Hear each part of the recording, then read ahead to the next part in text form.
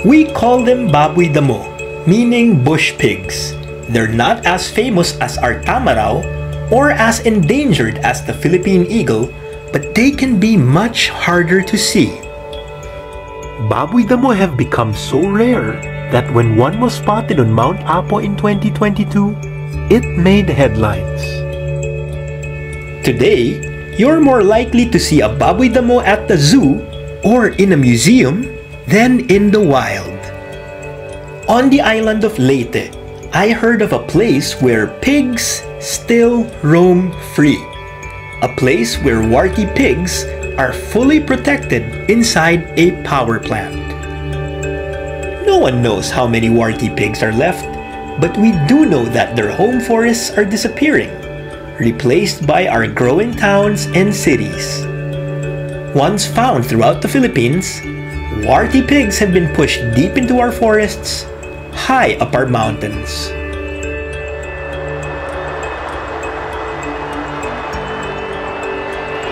I'm Greg Yan, and I've photographed animals all over the world. But among all of them, some of the hardest to find are wild Philippine pigs. We have 5 species and 4 of them are endemic, meaning they're found nowhere else on planet Earth.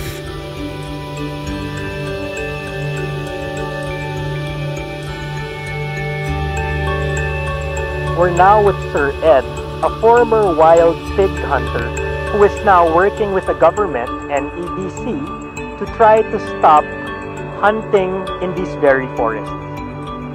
Pag wala akong pangbili ng asin o pang-ulam, ay ito, gumagawa ko ng mga ganito para pag nakabinta, may mapira. Pag inaapakan ito dito ng baboy, ramo, ay matatalian dito. Pag natalian dito, hindi na siya makawala. O pag naputol, dyan siya makawala. Pagkatapos balsikan, ay tinachap namin per kilo. Noon, 350 pa yung kilo noon. Ngayon, mahal na. Pila kaya ngayon? Mga 700 yata. Marami na natanggal ko nito. Siguro, mahigit na 700 yata. Kaya galit na yung mga may-ari. Sabi ko, bawal din. When we talk about the status of warty pig, talaga decreasing na talaga yung population niya because of the extreme level of deforestation during the past decades.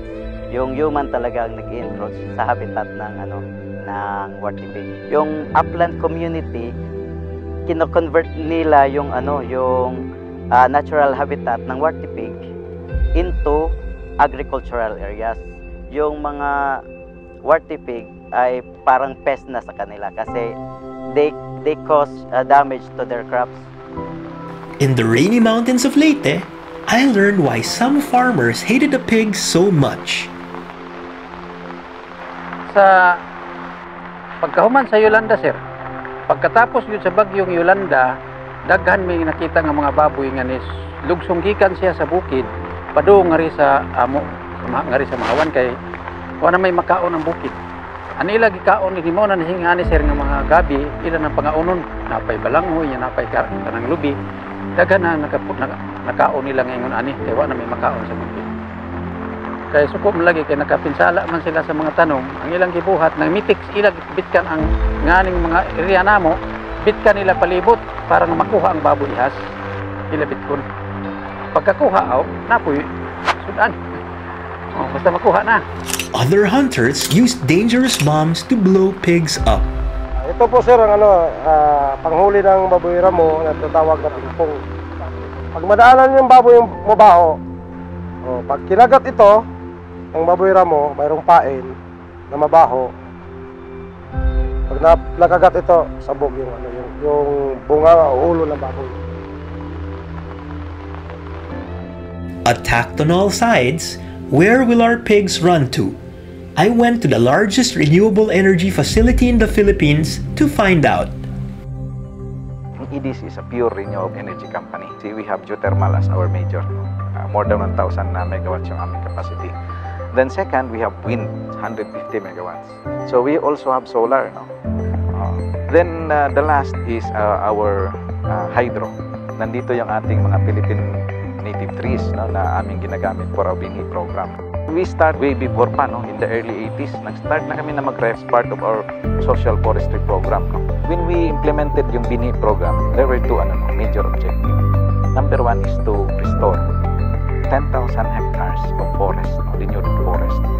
Ang kagandahan kasi ng flagship species, para sa amin kasi, this becomes an indicator, no, ng aming forest protection and biodiversity conservation. Nagiging icon din ito ng aming biodiversity conservation efforts and ambassador sa aming biodiversity campaign.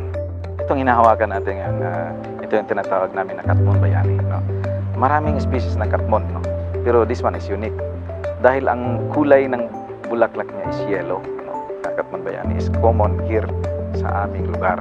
No?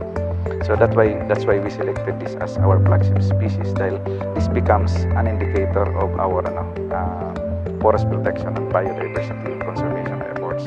We want to protect their habitat, kaya i-strengthen namin ang aming forest protection. I-strengthen din ang aming campaign. Kailangan namin malaman ng mga tao dito na ito is one of our endangered species and we need to protect this species.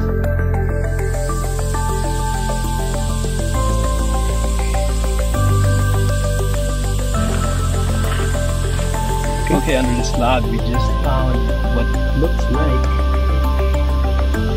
the print of a male warty, which is why Jay and Pao are now attaching camera trap to that tree in case more warty pigs pass by in the future. So this one is a camera trap or a trail camera. We use this to document the presence of any kind of wildlife in a given area. So what this does is it has a sensor for motion and temperature that is triggered when an animal moves in front of it.